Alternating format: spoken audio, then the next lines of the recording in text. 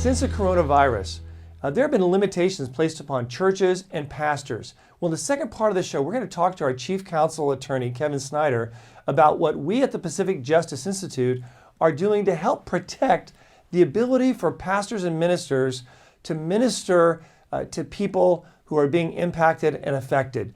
I think you'll find it very, very inspiring and encouraging to see what we're doing.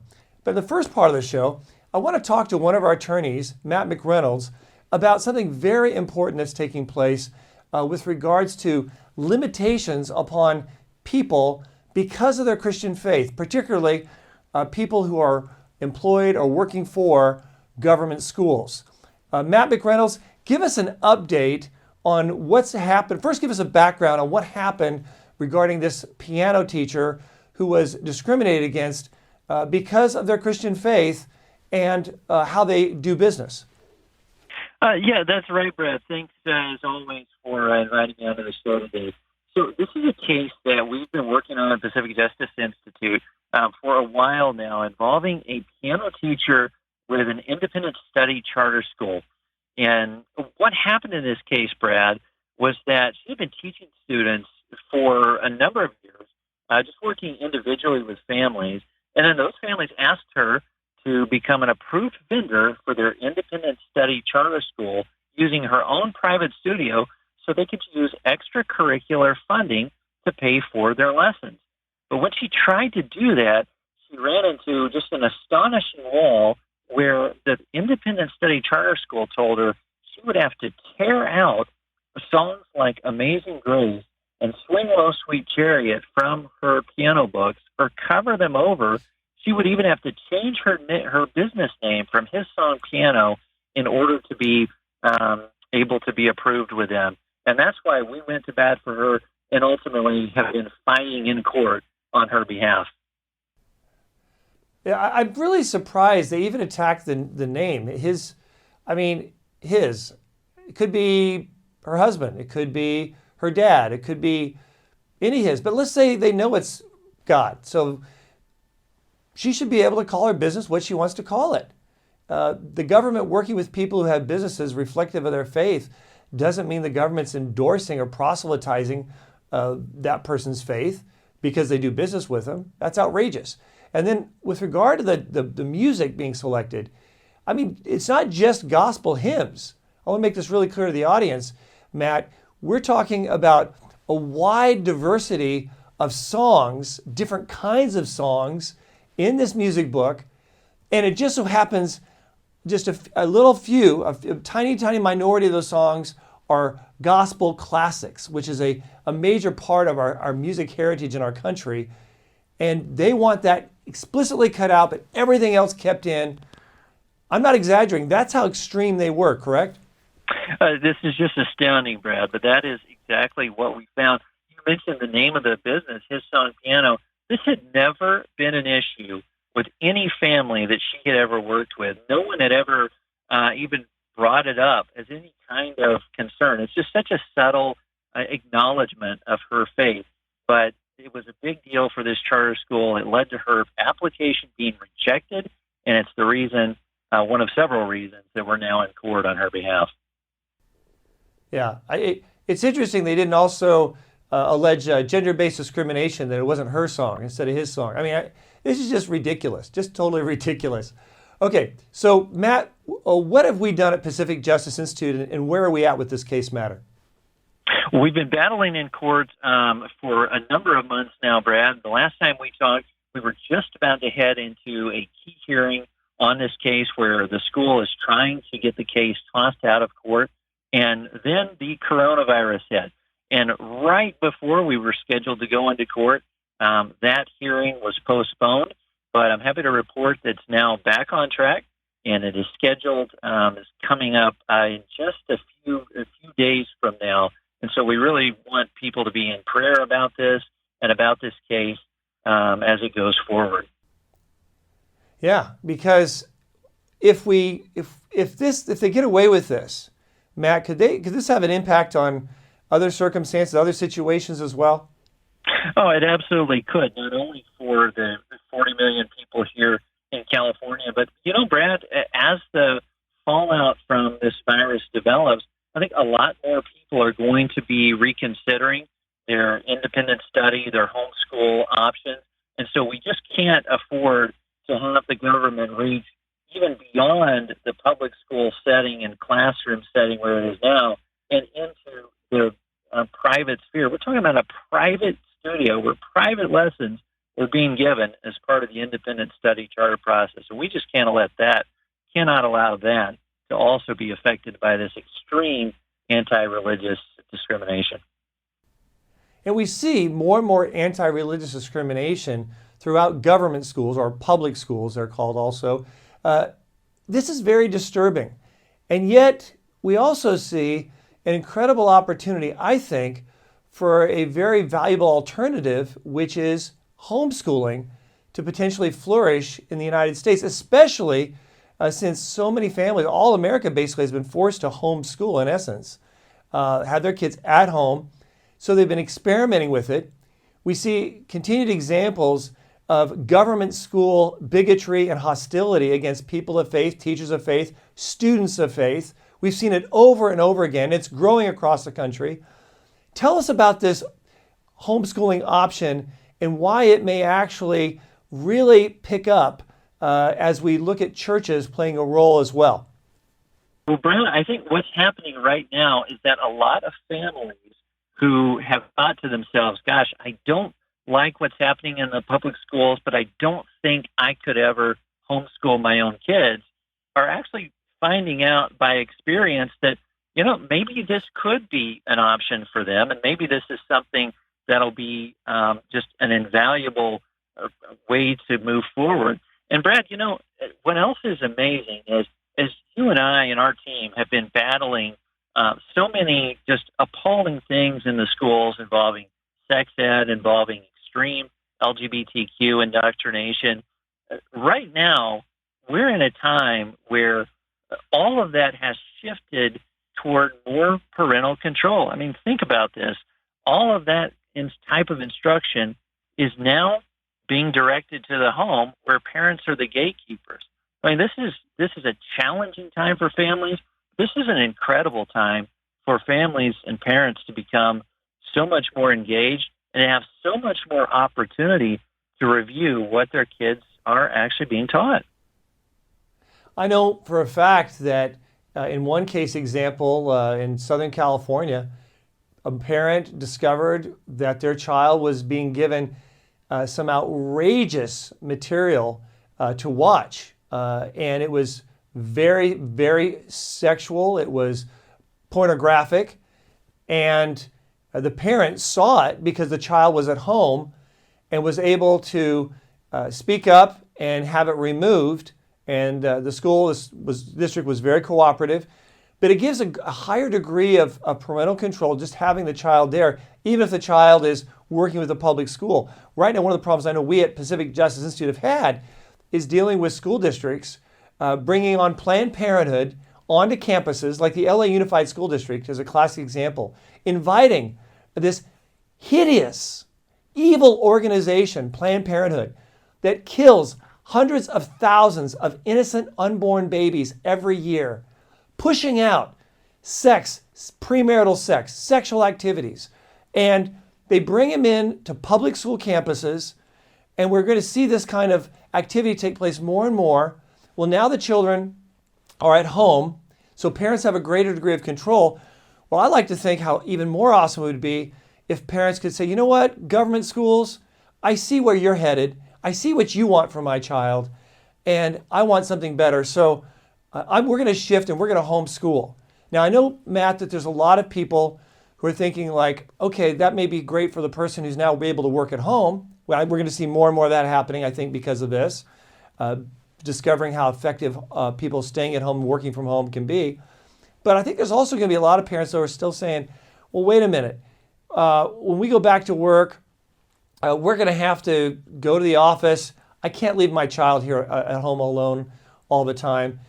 There's another option, and it's called church homeschool co-ops that we at Pacific Justice Institute, I know, have focused on. We actually have a video on our website highlighting this is a new option for churches, something churches can play, a role they can play all across the United States, big churches, small churches.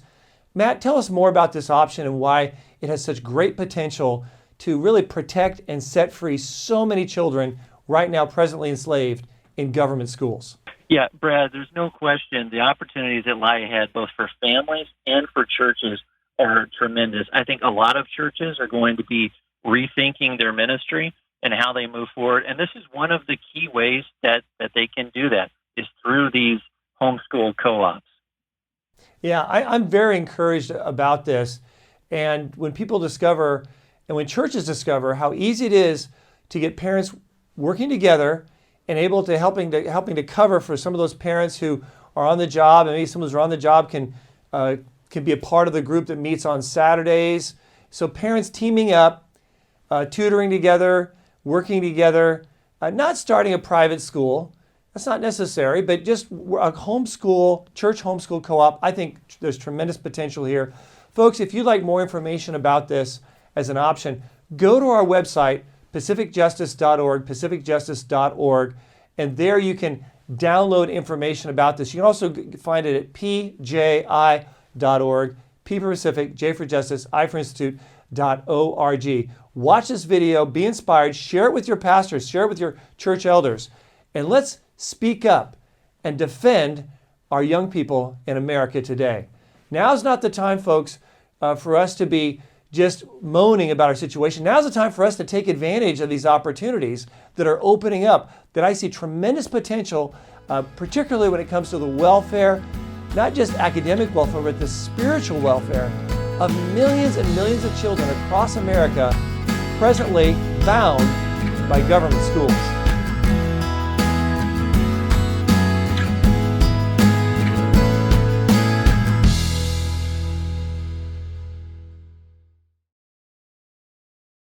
Given the choice of obeying God or the government, I believe Christians will obey God, even if there is hell to pay. Since the earliest days of our nation, America has stood for religious freedom. And after our independence was won, the crafters of America's Constitution enshrined religious liberty as the first of our American freedoms. These are our blood-bought freedoms that we get to own and operate and defend in this nation as Americans.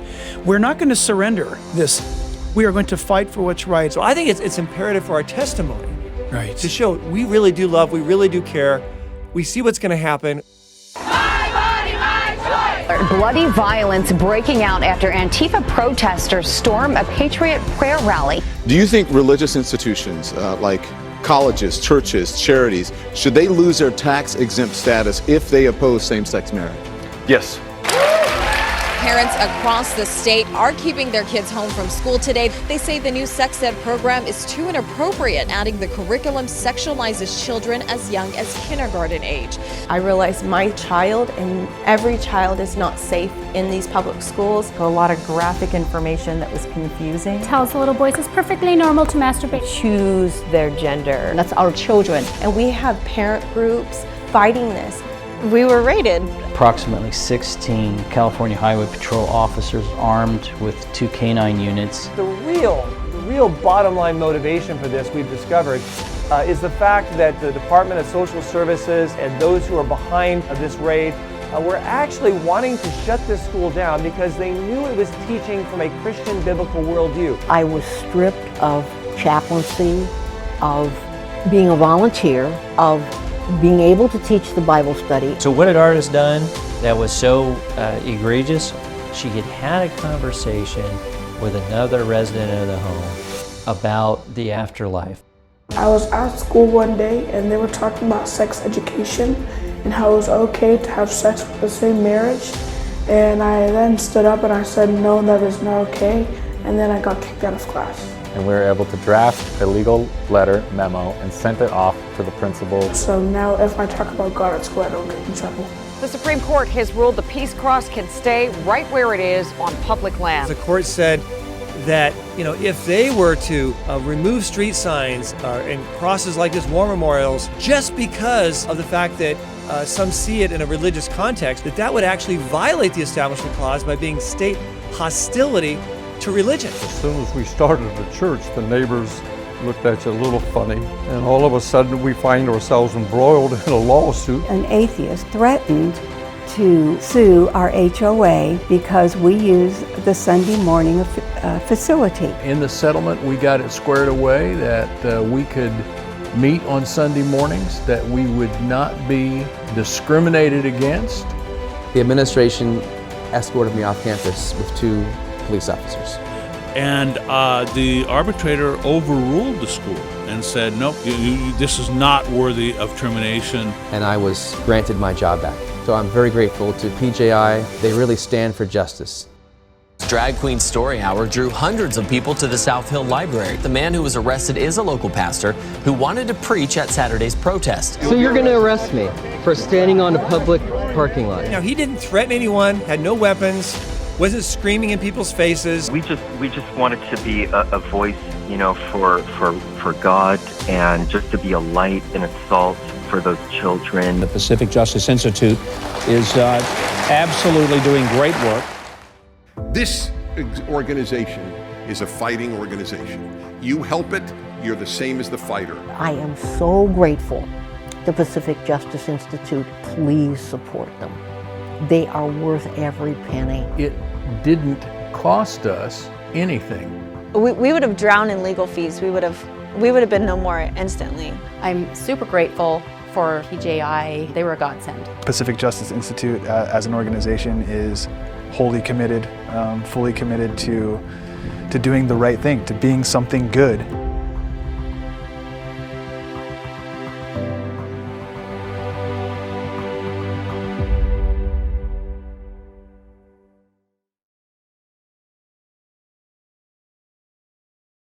Now, we have with us on the line our Chief Counsel attorney, Kevin Snider, to talk about what's taking place with regards to the restrictions, particularly with regards to essential workers versus non-essential workers. Essential workers can work and do their thing. Non-essentials have in many places been required to stay home and not work. Well, Kevin, what's the difference between an essential worker versus a non-essential worker? Brad, it's good to be with you. The federal government has created a list of about 20 categories of what they call critical infrastructure and jobs within those categories. So, for example, food supply is critical. So farmers and ranchers have to keep raising livestock and growing crops, of course, and truckers need to transport these produce, and grocery stores have to distribute them. So you have those types of things. Other essential sectors are water and waste, and then law enforcement, first responders. What's interesting is also that there are, of course, medical professionals and mental health care workers. And what's also included, a lot of people don't know, is that clergy for essential support. So governors and mayors and county health departments rely on this list to determine what is essential services. Unfortunately, some have kept out ministers and taken them off the list. Oh, really? So, do you have any idea why they did that? I think I really don't know why they've done that. Not all states have done that, but they have done that. Our governor in California did not, but certain counties have, and that is disturbing. They're mostly in the Bay Area. Wow. Okay, so mostly in the San Francisco Bay Area. I'm not surprised. I understand that we at the Pacific Justice Institute are representing some pastors and have sent a letter to the governor regarding this. What happened? What did we do? What did we say to go to bat for these pastors to be able to minister, particularly those who are sick, those who are in need? This is very essential. It's proven to be essential. What are we arguing, and how are we defending these pastors? Well, we represent two bishops from the Church of God based in California who oversee about 200 churches and that comprise maybe 20,000 or so members and their ministers. So we are representing them. What we're asking the governor is that as he has included the federal list, incorporated that into his order, that he would make that across the board throughout the state, particularly as it applies to clergy for essential support. And so we have sent something to him. Unfortunately, right now he hasn't responded, but we're hoping that he will respond positively as we go forward.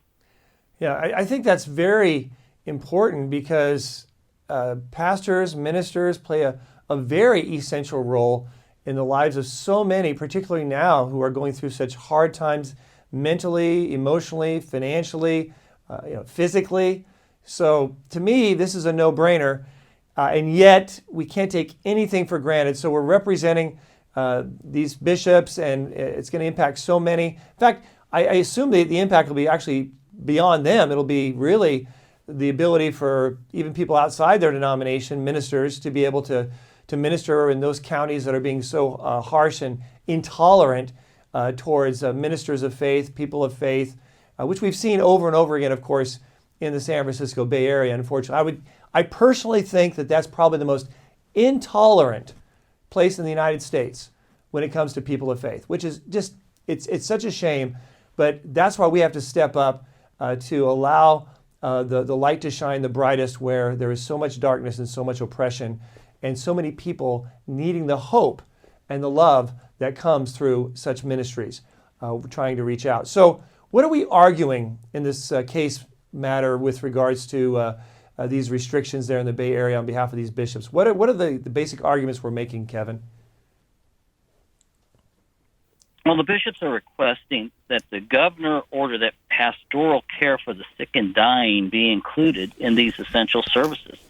So, as you know, Protestant ministers, which our clients are, often personally counsel and comfort and pray with people facing great distress as they face the last few hours of their lives. Roman Catholic, Eastern Orthodox priests will pray, hear confession, and administer last rites.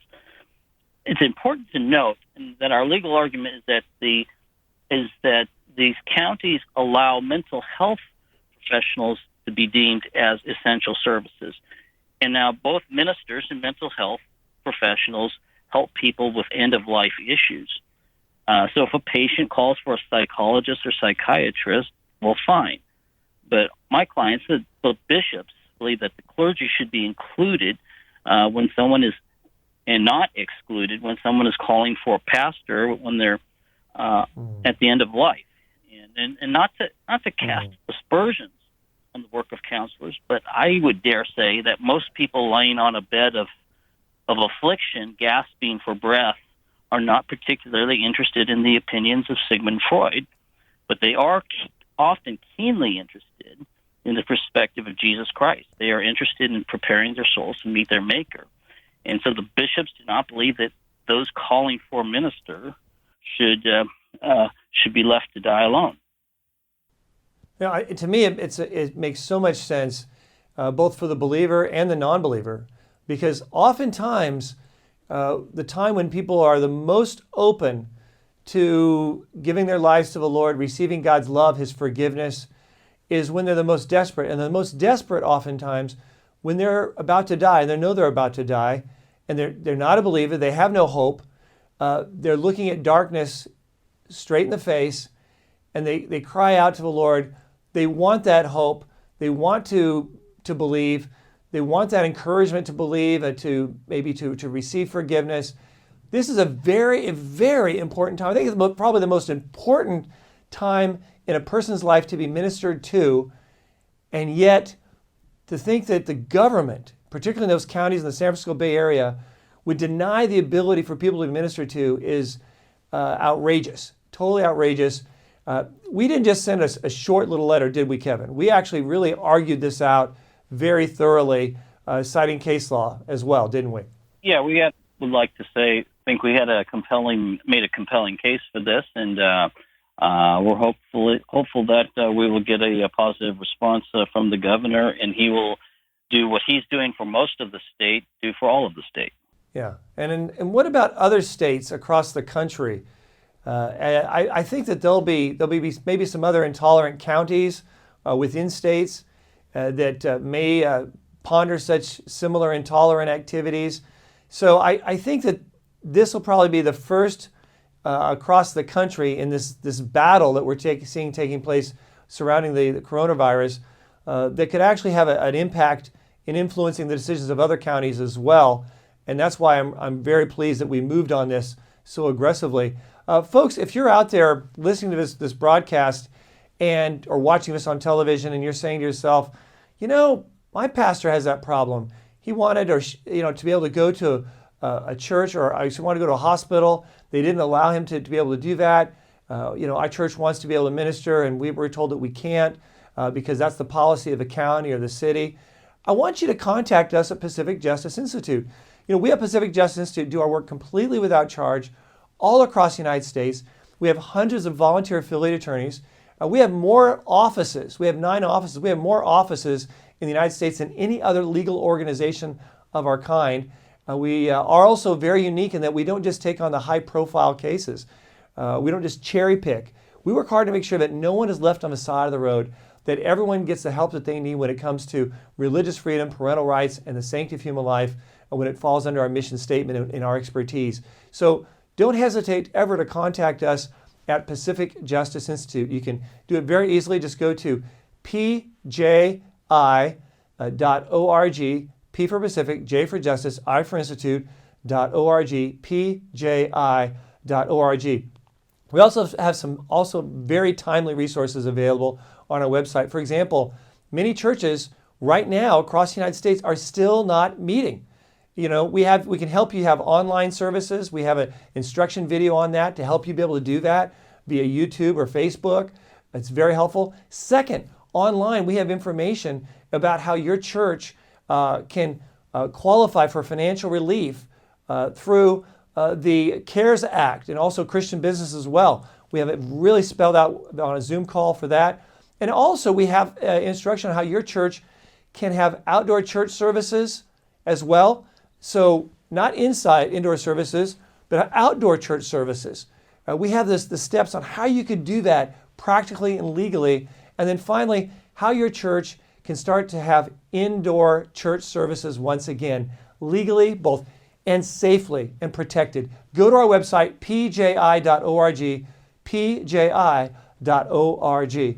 So folks, there you have it. It's our God-given freedoms we're talking about. Now, let's choose to keep them. I'm Brad Dacus, president of Pacific Justice Insitute. Have a great weekend.